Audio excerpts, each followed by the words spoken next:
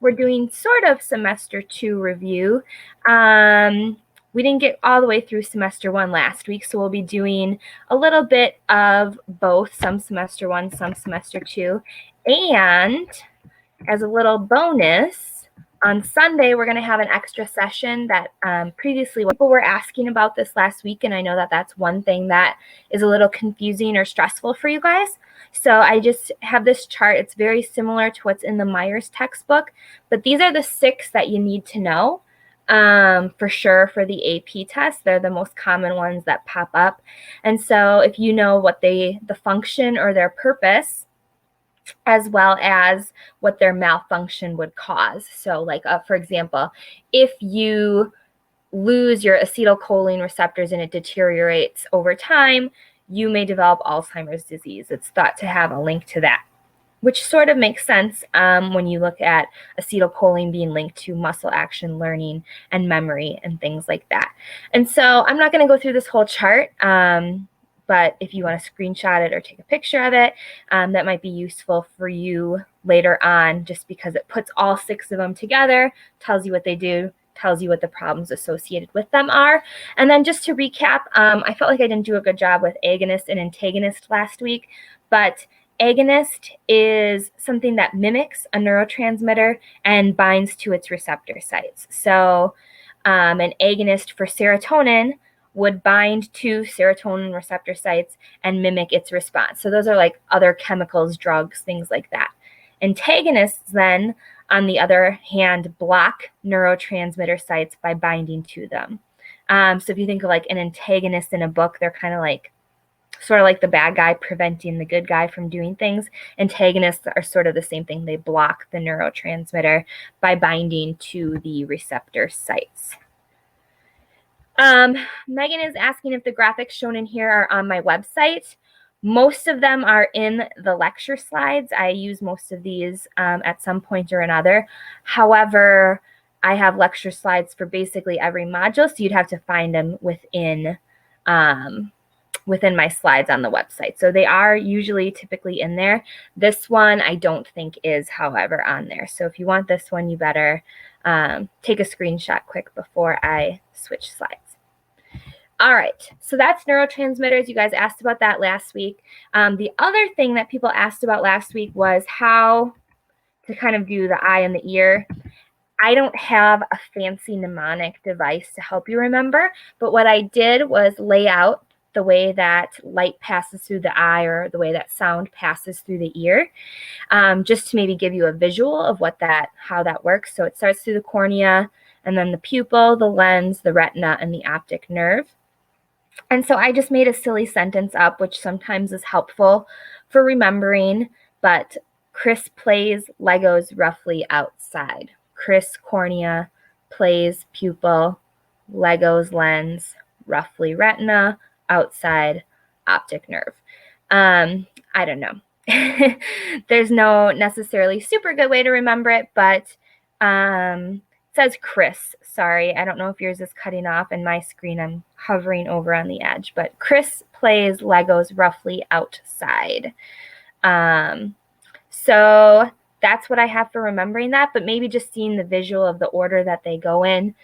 And then knowing that the retina is also a bigger, not big, but made up of smaller parts like rods and cones, and then bipolar cells, ganglion cells, that sort of thing. Catherine, it looks like Catherine's saying she can't see the chart. What specifically are we not seeing? Like anything on this slide, or what is going on? Can everyone see what's on this slide?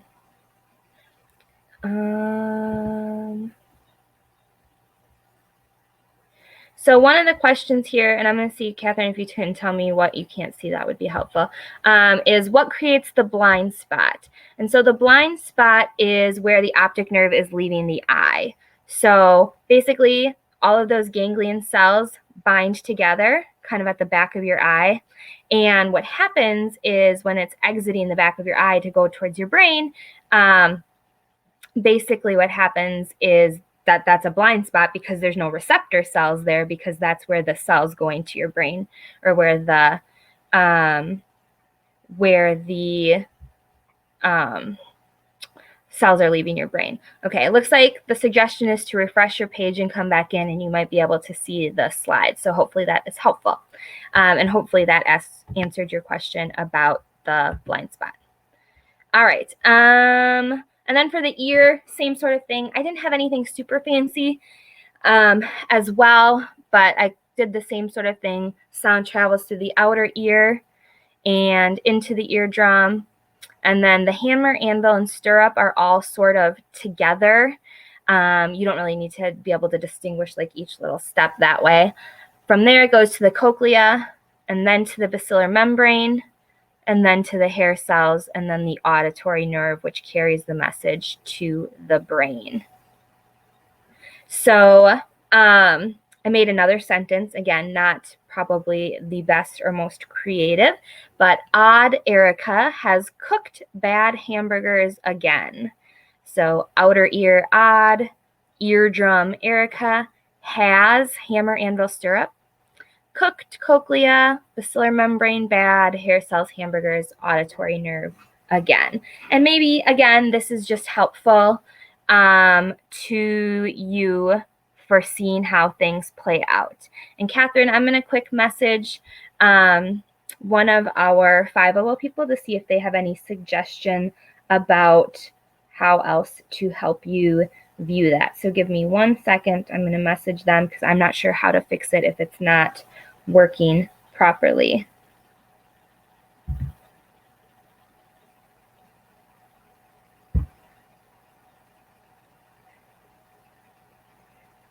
Okay, so I messaged them. Hopefully I'll get an answer for you very quick. I will also share these slides.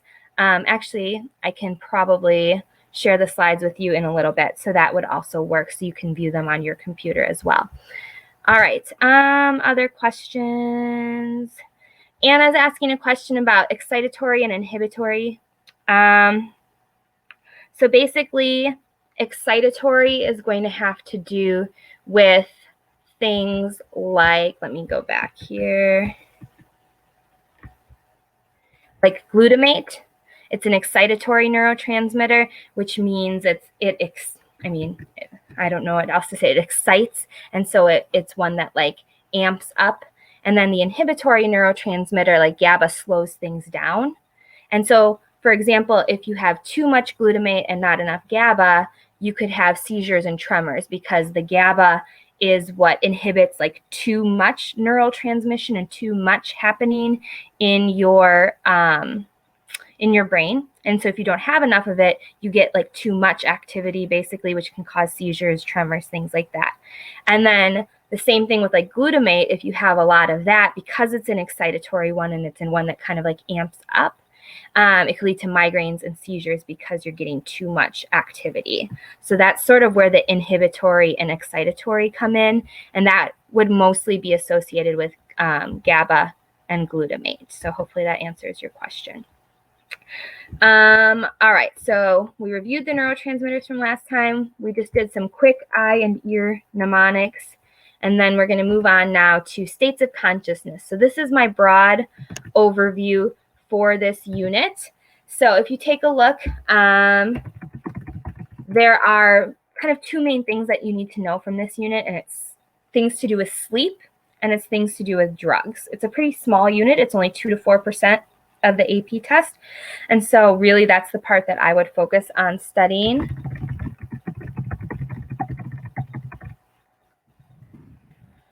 So for sleep, you need to know the stages, and they're listed here on this picture. NREM 1 is kind of our like earliest sleep stage. We're technically, it's called a sleep stage, but you're pretty awake at that point.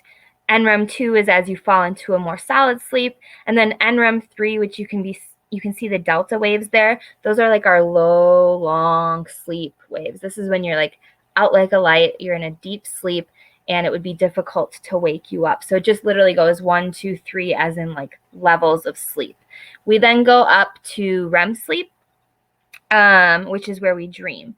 And REM sleep, if you look at the waves there on the right-hand side of your screen, they look almost like you're awake. but that's when you're dreaming. So basically, your brain kind of looks awake, but your body is paralyzed. And so the brain is doing a bunch of stuff, but your body is relaxed and sleeping. So make sure you just know the different sleep stages, kind of what each one is and what happens at each one. There's some basic theories of the function of sleep, like we sleep to make memories, we sleep to heal our bodies, we sleep to practice things from the day before, and that's why we dream, things like that. So just familiarize yourself with the theories. There's none that I think are super, like they don't have fancy names and they're not super important, but just being able to recognize the difference between them. Able to follow along on these slides. And then we have a couple questions here in the chat. Madeline's asking if REM sleep comes after NREM 3. So typically what happens is you go down from the deep NREM 3, you start to come up a little and you might hit like NREM 2 again briefly, and then you go up to REM. But you only hit the NREM once. The NREM 1 is once when you're falling asleep. It's like that in-between stage where like when you kind of jerk awake sometimes, you're like half in, half out. But you'll go like NREM 1, 2, 3, maybe briefly back to 2, and then you hit the REM sleep, and then back to 2 and 3, 2 and REM, and that's how you go throughout the night. NREM 2 is not the same as NREM 4. Jay is asking that question. And NREM 4 does not exist anymore. So make sure that you know that. They changed it a year or two ago. And so NREM 3 and NREM 4 have been combined into one sleep stage. And that will be on the AP test. You will not see NREM 4 on the AP test. That's old information. So yeah, don't worry about NREM 4. And so NREM 3 is the like lowest or deepest sleep stage, I guess, that exists at this point. And then, yep, what Taylor put in the chat is exactly right. 1, 2, 3, 2 REM, 2, 3, 2 REM. Yep, etc. Good. Other stuff in this unit, sleep disorders. I think the sleep disorders are pretty easy. Apnea is when you like have trouble breathing. You might like cough yourself awake. Insomnia is like lack of sleep or not being able to get restful sleep. Narcolepsy is falling into like a deep sleep in the middle of just day-to-day activities. And then night terrors are a disorder that we mostly see in children, different than nightmares. Nightmares are dreams. Dreams occur in REM sleep. Night terrors actually occur in deep delta wave sleep and mostly seen in children. And then, like I said, there's some theories of why we dream. Again, I don't know that there's anything super specific that you need to know about that, but like the movie, for example, Inside Out suggests that we dream to consolidate our day's memories. That is one of the theories of dreaming, to consolidate memories. So just kind of recognizing that there's different theories about it. We don't necessarily have all the answers about why we do those things. And then lastly, the drugs. You need to know what are stimulants. That would be things like nicotine or amphetamines. Depressants, those are like barbiturates and alcohol. And hallucinogens, which would be LSD, and technically marijuana is also considered a mild hallucinogenic drug. So those are the kind of big categories of things that you should review from this unit. I'm just looking in the questions now. Okay. Ria, I think I just answered your question. I gave a few examples of each type of drug, so hopefully you got that. If that's what you were talking about for those like stimulants, depressants, and hallucinogens. For disorders, it looks like I will get to that probably on Sunday, so we can talk more about that then. The difference between alpha and beta waves, basically like alpha waves is when you're, it's more like, you can see it's more rapid. You're at a more like alert or excited state, versus like waking beta is like you're just kind of normal baseline waves, I would say, beta baseline. The alpha waves are the more like agitated, like excited state. And Taylor, I'm pretty sure it says that night terrors are occurring. They don't occur in REM. They occur in NREM 3.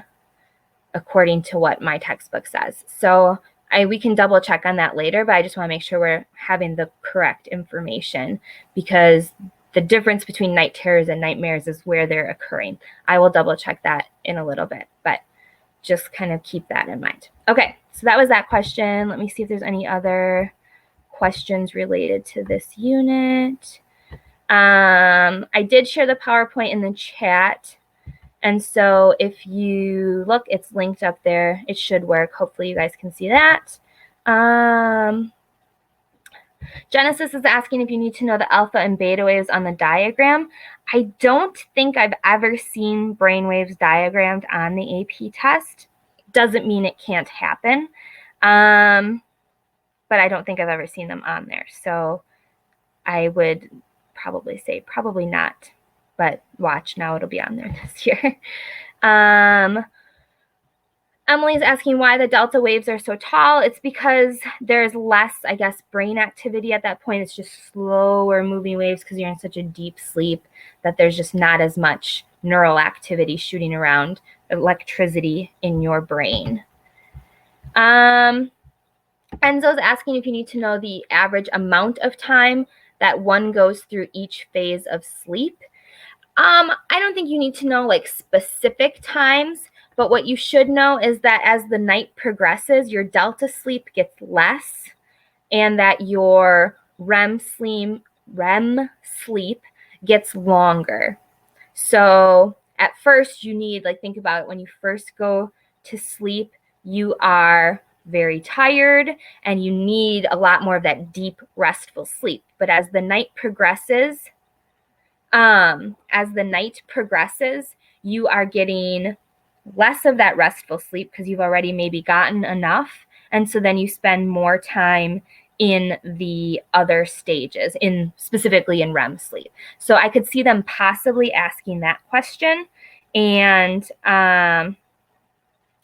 that would be typical, but I don't think they're ever going to say like, how many minutes do you spend in each stage? And then Manal, you're asking, which do we spend the most time in again? It kind of depends how long you're sleeping, but typically you'd start longer in, again, the delta range or in the NREM 3 stage. And then the REM stage is getting longer as the longer you sleep. So probably REM out of all of those three. Good question.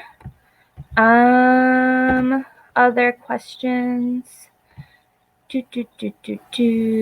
Levels of consciousness we'll talk about in the personality unit, if that's what you're talking about. Otherwise, I'm not sure. Yeah, I think that's what you're talking about. And then Darby's asking, what are sleep spindles? Sleep spindles occur in NREM 2. And so this is sometimes something they'll ask about. And it's just like a rapid burst of brain activity. And it could be in that kind of falling asleep stage. But basically what you need to know for sleep spindles is that they occur in NREM 2, and they're just all of a sudden a little rapid burst of activity that would pop up. And I apologize. I think alpha is the relaxed and beta is the alert state. I apologize. I think I said those backwards now that I'm thinking on that. Did I say that backwards? Alpha is your relaxed conscious state and beta is your alert state. Hopefully I did not say those backwards, but if I did, I'm correcting myself right now. All right. Okay. Any other questions about this unit? Okay, we did sleep spindles. Social psychology will probably be on Sunday.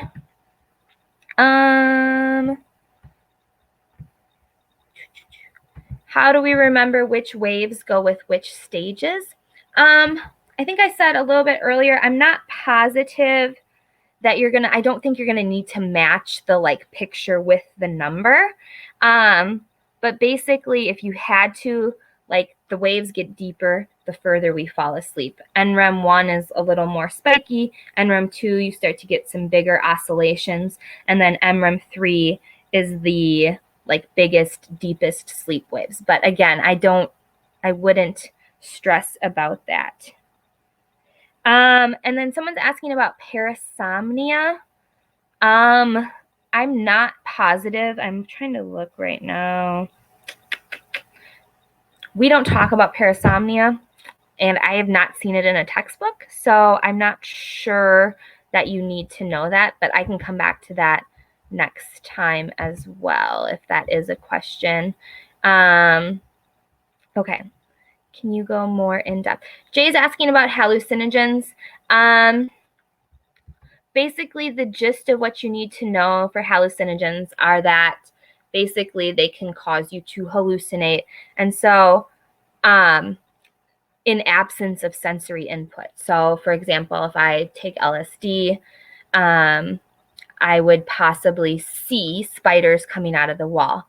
Obviously, that sensory input isn't there, but the way the LSD interacts with like my brain is that it's causing me to see things that actually aren't there.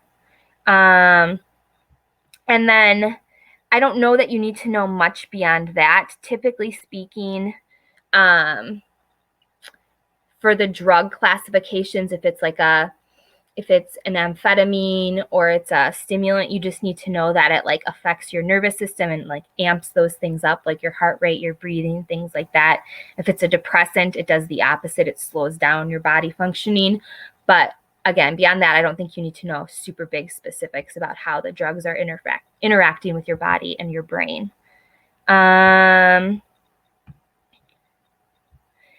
Catherine's asking if dream theories are going to be on the exam or has it been a past FRQ.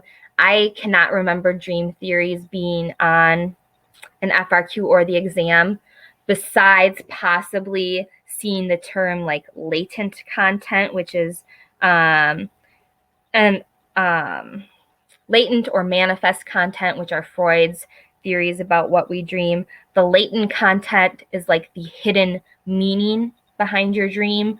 Like, for example, that would be the like, a gun represents a penis, according to Freud, right? So if there's a gun in your dream, Freud's going to tell you that there's something weird going on there in your subconscious. Otherwise, specific theories, I doubt that you will see questions about. And if there was a question, there may be like one question. It's just not a big topic because there's so many theories about it, and we're not really sure with a lot of them. All right. The most common types of drugs, stimulants, you need to know nicotine, and amphetamines like meth, meth. For depressants, the most common that you would need to know is barbiturates, opiates, or alcohol, and then hallucinogens would be marijuana or LSD. I doubt they would ask you about any other specific types of drugs. All right. Paradoxical sleep is, yes, just another word for REM sleep. You are correct. And then I'm going to look more into the parasomnia question. Okay. All right. We are going to move on. States of consciousness. Good questions. You guys are firing on all cylinders. I appreciate that. So quickly, here's just the review question. Raphael has a sleep disorder for which he takes medically prescribed amphetamines. Which of the following sleep disorders is Raphael most likely being treated? So in the polls question, or in the polls section at the bottom of your screen, you can anonymously vote for what you think the answer is to this question. I'm just going to give you like 30 seconds. This is just a quick unit wrap up or unit review. So Raphael, sleep disorder, he's taking amphetamines. What sleep disorder might he be being treated for? And again, in the poll, it's anonymous, so you can just throw it in there. You don't have to be shy about it, because if you're wrong, nobody will know.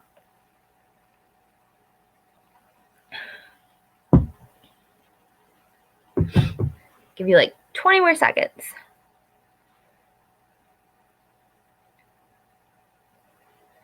So yeah, the answer for this one is B, narcolepsy. So you had to kind of put together your sleep knowledge and your dream or your drug knowledge to answer this question. Amphetamines keep you up, keep you alert, keep you awake. Narcolepsy makes you fall asleep. And so those two, if you're having trouble staying awake, your doctor may prescribe you amphetamines to keep you awake.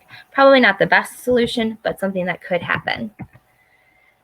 We're going to skip that one. So the next unit that we're going to talk about is the learning unit. And people asked about this last time, so I have a second slide here that's going to diagram some of the information. And I see already that I don't. Oh, yeah, that is right. Okay. So for classical conditioning, you need to know Pavlov and everything to do with Pavlov and his classical conditioning.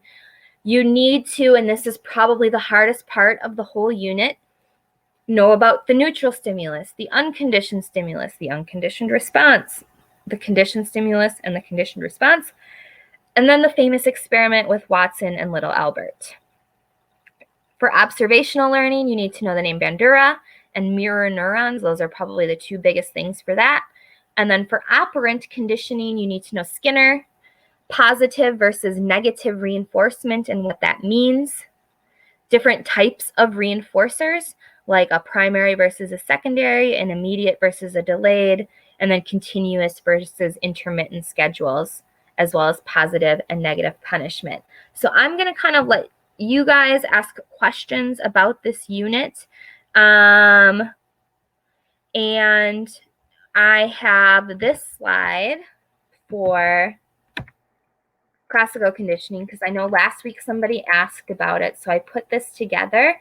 So for me, when I have to answer a question about this, I always have to write it out, and I would strongly suggest that you write it out. I know you're in like crunch time on the AP test, but if you just write out like US for unconditioned stimulus and UR for unconditioned response, labeling it really helps you answer the question. And so I would strongly suggest anytime that you have a question about classical conditioning that you label the parts, which makes it easier. So for example, for under conditioning, I will go through each one. I'll kind of go through the steps here for classical conditioning. So before any conditioning takes place, I have something that elicits a response already. So if I'm going to train my dog to salivate at the sound of a bell, I have to pick something that's already making him salivate. So for example, food. If I place food in front of my dog, he will start to salivate. There's no conditioning or training needed. That's a natural response that happens. And so when you're doing classical conditioning, it has to involve an instinctual sort of response. It has to be something that's natural or instinctual. And so the unconditioned stimulus is the food, and the unconditioned response is the salivation, because I haven't had to do anything there. I put the food down, my dog drools. And then the neutral stimulus is the bell, because if I ring a bell in front of my dog's face right now, he's going to look at me and be like, what? That means nothing to me. However, we do this thing called conditioning, and acquisition happens. That's the middle part there. And so then I ring the bell and set the food down, and then the dog starts to salivate. So for a while, I ring the bell, put the food down, the dog salivates. Ring the bell, put the food down, the dog salivates.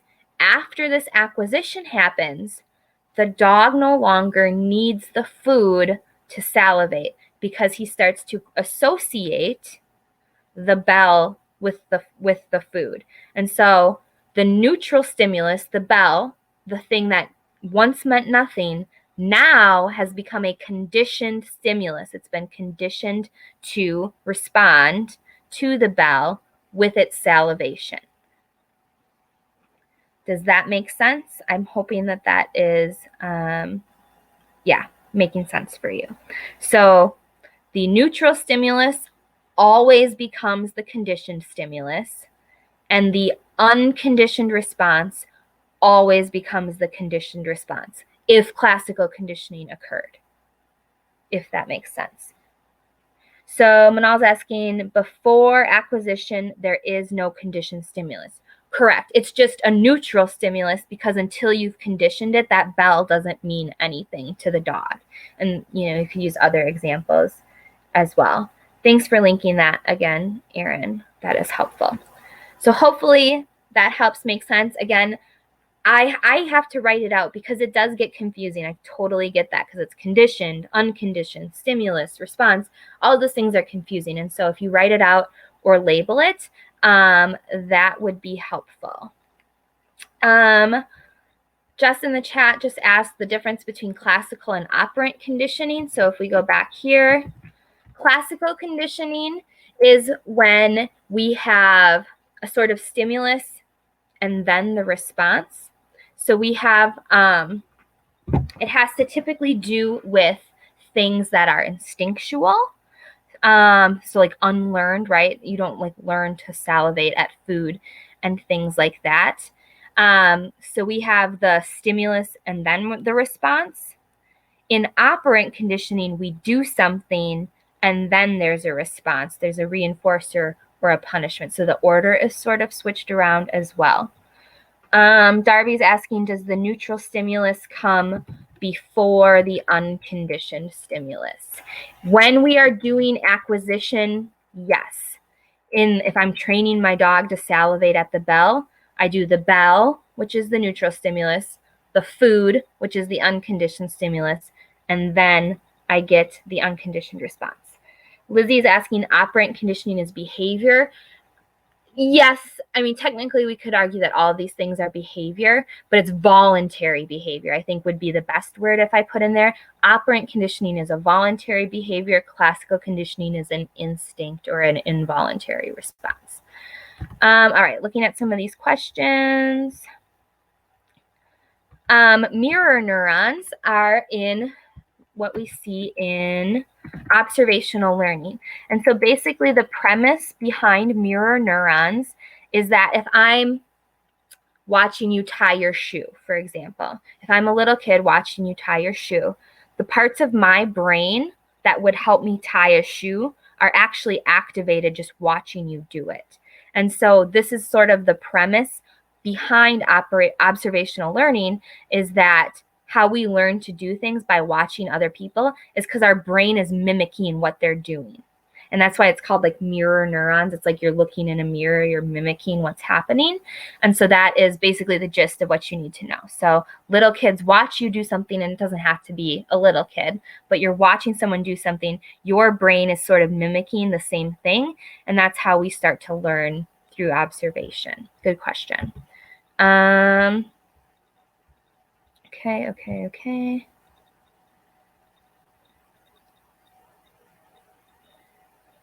All right, so we have questions about intermittent versus delayed reinforcers. So if we look here in operant conditioning, we don't always reward or reinforce a behavior. So for example, a continuous reinforcement would be every time I tell my dog sit, I give him a treat. Sit, treat, sit, treat. My dog's gonna get mad at me because I'm saying treat and he's not getting a treat, but that's okay. Intermittent reinforcement then is you only do it some of the time. And so it really depends on what you're training.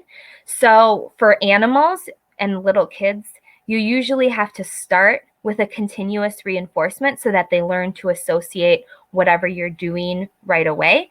And then you can back off to more of an intermittent reinforcement. But continuous helps you learn more quickly, but then it also extinguishes the behavior more quickly.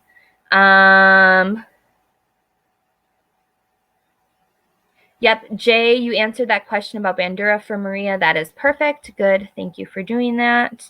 Bandura and Bobo Doll go together, so that's always helpful. B and B.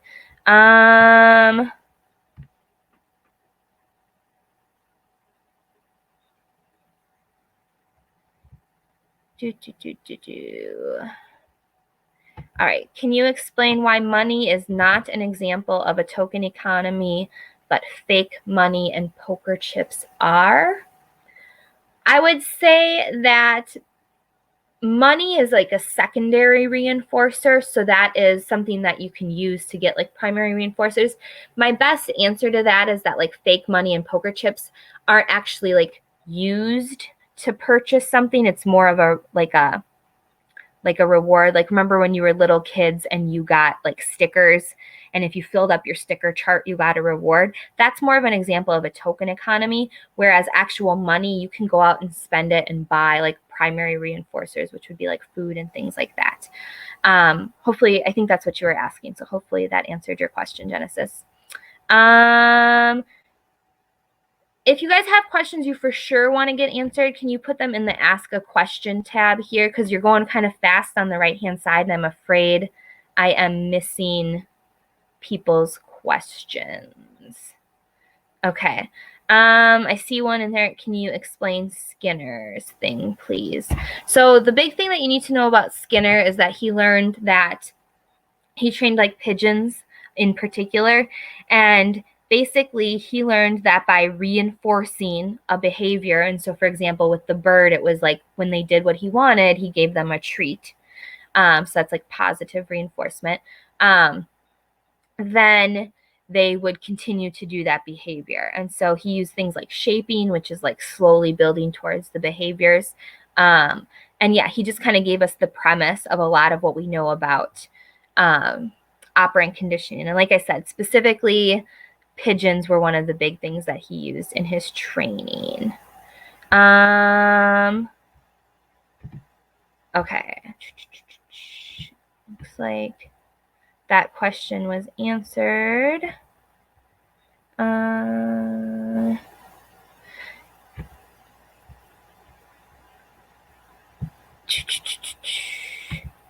People are asking about whether you can go back and watch the video, and you can only go back and watch it if you are a Fiveable member. So I think I'm not sure what the cost is off the top of my head right now, but it's not super expensive. Otherwise, you have a link to my slides. You can go back and at least look at the slides.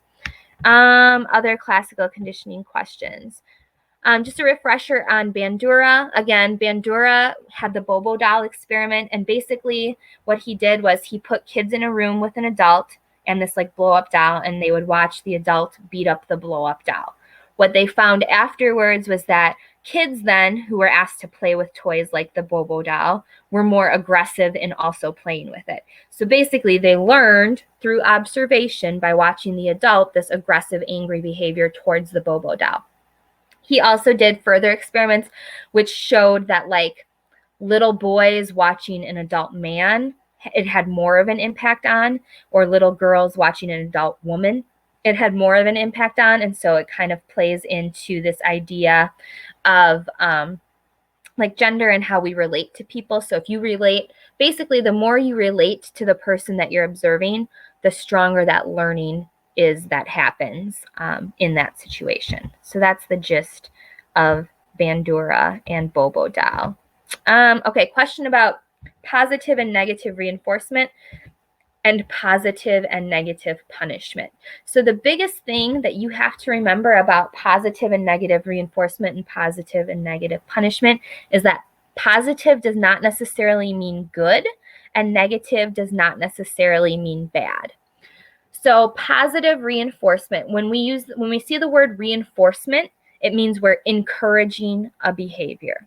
And there's two different ways we can encourage it, through a positive manner or through the negative manner. Positive means adding something in. So this is an example would be every time you take out the garbage, your parents give you $5.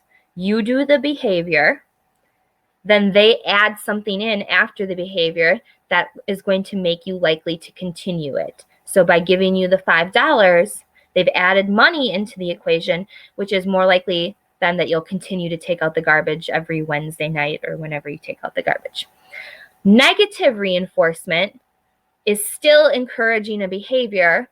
The typical one that I see with this is like, I have a headache, so I'm going to do the behavior of taking an aspirin. I take the aspirin. What does the aspirin do? It removes the headache from the situation. Therefore, I'm more likely to continue to take aspirin in the future. It reinforces that behavior. Another example would be my little kid is whining at the grocery store. I want a candy bar. I want a candy bar. I want a candy bar.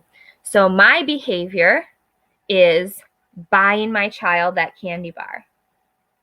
And then by doing that, I am removing the negative, or not negative, sorry, I shouldn't have said negative. I'm getting rid of the whining. So therefore, in the future, I will most likely buy the candy bar again because it got rid of the whining the last time. So that's how I would think about it. Positive is you're adding something into the situation that's likely to increase the behavior. Negative reinforcement is removing something from the situation. Punishment then.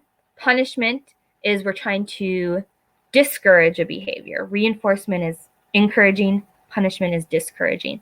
So positive punishment would be like a little kid runs out into the street. So you don't want them to do it again, right? So what do? You spank them on the butt. You're adding in the spanking, positive, adding something in to discourage the behavior of them running in the street. Negative punishment then would be, we could use the same example. A little kid runs into the street. You put them in a timeout. So you're taking away their freedom in that case, so that in the future, they aren't likely to run out into the street again. So I think, yeah, the biggest thing is getting rid of, like, changing your viewpoint on what that positive and negative mean. But reinforcement means encouraging a behavior. Punishment means getting rid of or preventing. Okay, we had that question. Dara's asking, would adding an extra chore for not doing the dishes be a positive reinforcement? No. So it's well, because you didn't do the dishes. So I'm trying to encourage you. Would adding an extra chore for not doing the dishes be a positive reinforcement? It would not be positive reinforcement because you were, we're not trying to reinforce the behavior of not doing the dishes. It would be punishment. That would be the correct answer there, because we're trying to discourage that behavior. Good question. We did that. Oh, so I saw, where did it go? It just jumped on me here. Fixed versus interval ratio. Okay, so the different reinforcement schedules here on the right-hand side, FR is fixed ratio and FI is fixed interval. So fixed means like a set amount, and then ratio means number of times, interval means amount of time. So just to give you an example of each of these, fixed ratio is like every time you like a punch card to like Starbucks. Every time you go to Starbucks and get a latte, they punch your punch card, and every 10th latte is free. That's fixed ratio. It's a set number of times that you do something, and then it's reinforced. Every 10 lattes I buy, I then get my free one, and so that's reinforced. Fixed interval is a set amount of time has to pass before something can happen again. So that would be like a weekly quiz that you have, or a monthly appointment that you have. Those are fixed intervals. It has to be a set amount of time versus set number of times. So hopefully that answered that question.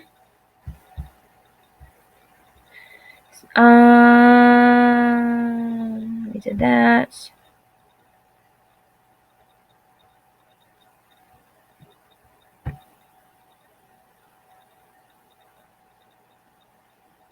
All right, so this is a question. Can you explain the difference between modeling, observational learning, and social approach theory? Because they all require learning through observation and then imitating behavior.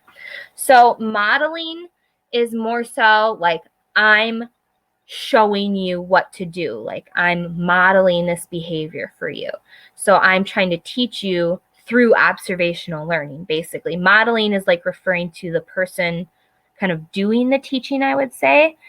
And then observational learning is like I'm watching what you're doing and picking up on it.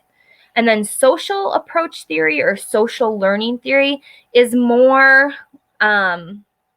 don't want to say abstract, but it's like I pick up on social cues from watching TV. Like I might pick up on gender roles from watching TV, and I might, you know, if I watched a lot of like I Love Lucy back in the 1950s, I might think that women's roles were being a housewife and men's roles were being like out earning money.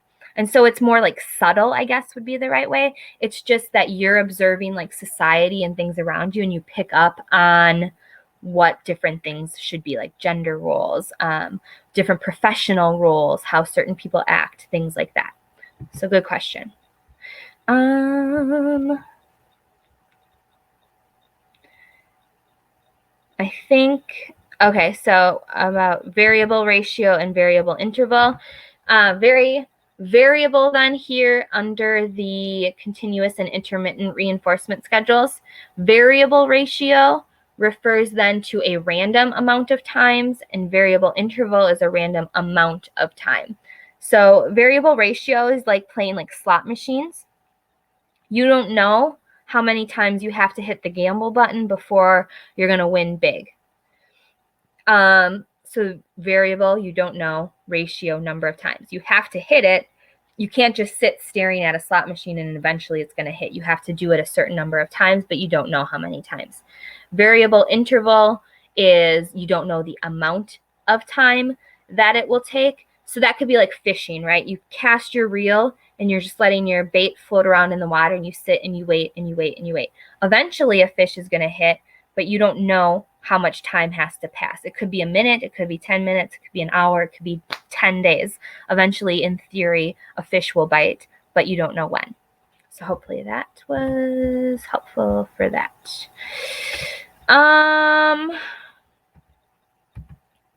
Okay.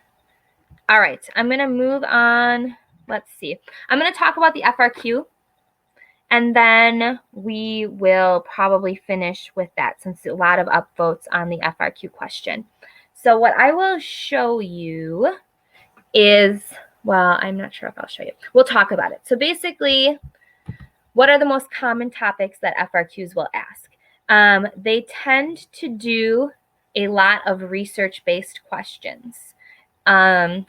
Obviously, I don't know. I can't guarantee. I don't know ahead of time what is going to be on the exam, but there usually is one, or very often there is one that focuses on a research component, and it could look a variety of ways. It may give you a scenario with like an experiment or a study, and then it might have you like identify parts of it. It might give you data and then ask you to interpret the data. And even once in a while, it might ask you to actually like draw a table or graph that represents the data that they give you. That's pretty rare, but that has also happened. So I would say that if you feel comfortable with the research methods unit, so the different like parts of an experiment, the dependent and independent variable and stuff like that, that's probably a safe thing to do. Again, I can't guarantee that. You know, who knows if it will be on there this year or not, but I know that that is a focus of theirs. Occasionally, they may give you a bunch of information, like somebody wants to study the effects of chocolate on obesity. Design an experiment that they could do this for. And then you actually have to design the experiment. That's also fairly rare. But you would basically, they would say, like, what are the dependent and independent variables? And then you'd have to basically say, a dependent variable is da da da da da. In this experiment, my dependent variable would be da da da da da. That sort of thing. Again, those are all possibilities. They haven't done that in a few years. I haven't seen that on the AP test, but it has happened in the past. So I don't know for sure what's coming. But if you're going to hedge your bets, scientific and research methods is probably your best way to hedge them. And then like the other question is usually just a more standard question. It gives you some scenario about somebody doing something, and it says, okay, apply these terms to the scenario. That one's usually a little more straightforward. So yeah, that is typically what you would expect. As for common terms, if you go on my website here, I will show you.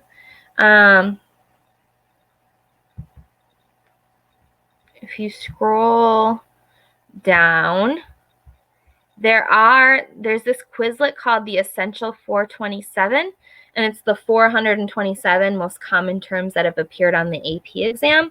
That doesn't mean necessarily on the FRQ, but the person who did this researched this.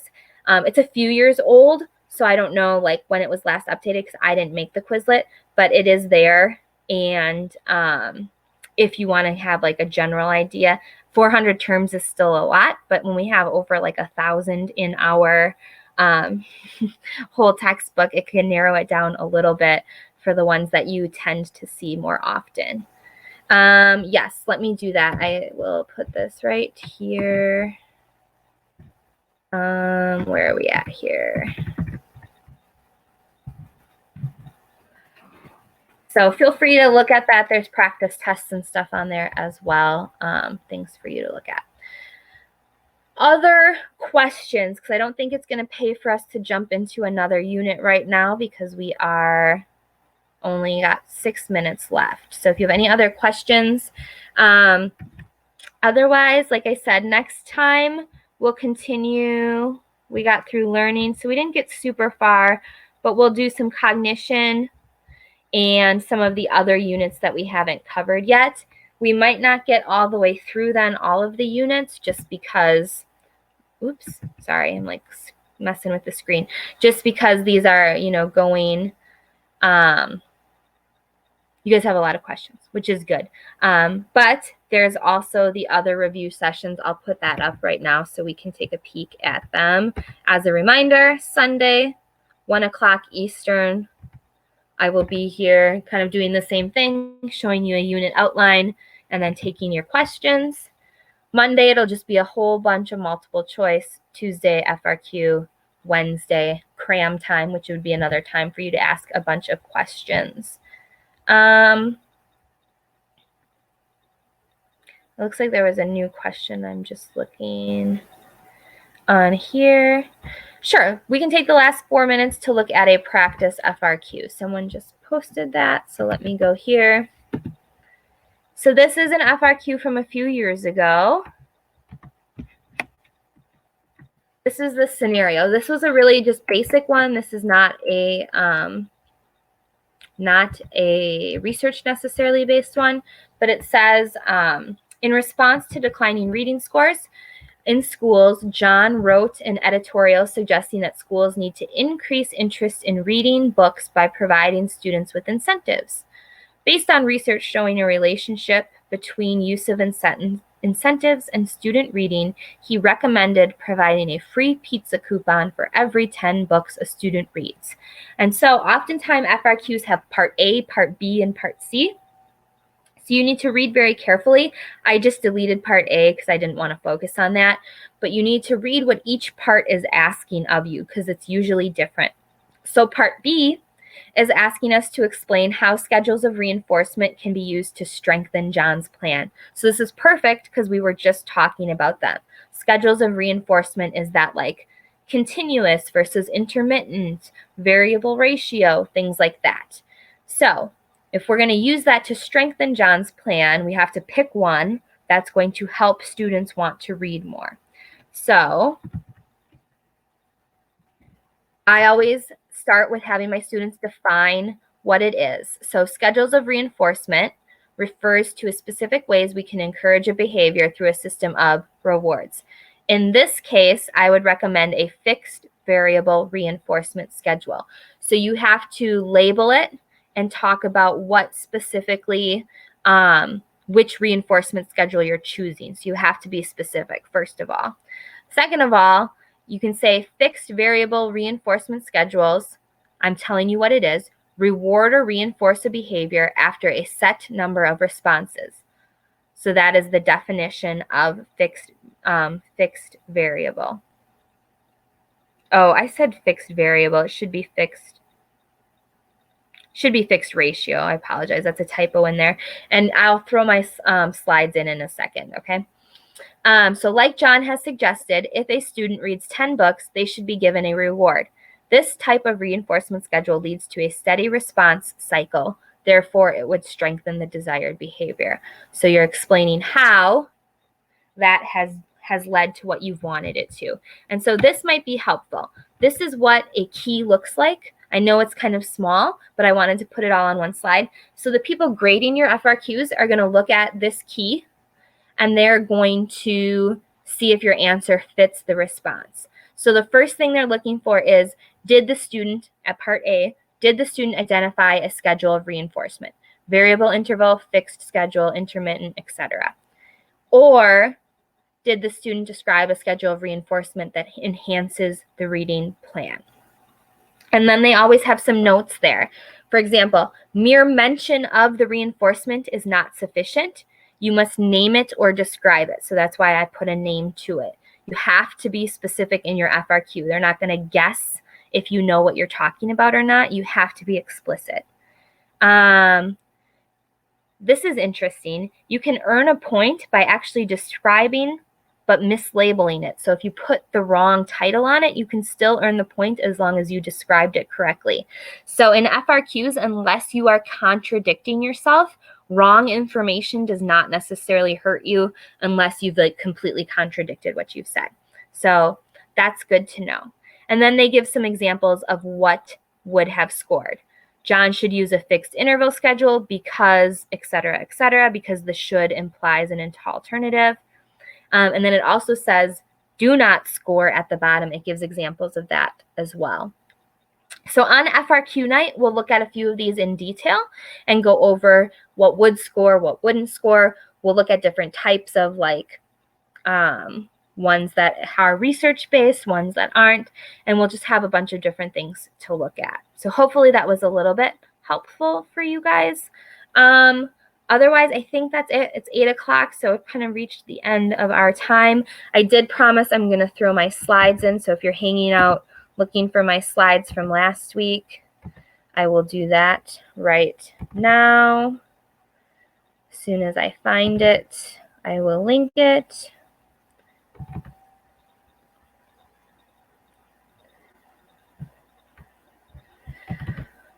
Oh, where is it? Sorry, there's like a million folders here to get through. Semester 1 review. Shareable link. Copy. And paste. So like I said, next time then on Sunday, we'll get through as much more of the review as we can. And then we'll head into some more specific multiple choice FRQ review. Genesis, that's a good question. Any of the schedules would score as long as you talk about how they are enhancing a student's ability to read. As long as you can explain why it would lead you to an increased reading schedule, it should work. I can't think of one off the top of my head that would be like, nope, that won't work. You just have to use it correctly in the situation. So thank you guys for asking all of your questions. I did my best. You guys are firing lots of things at me, but you guys are great. I appreciate that. And I will hopefully see you guys on Sunday for some more review. Have a great rest of your week, and I will see you then.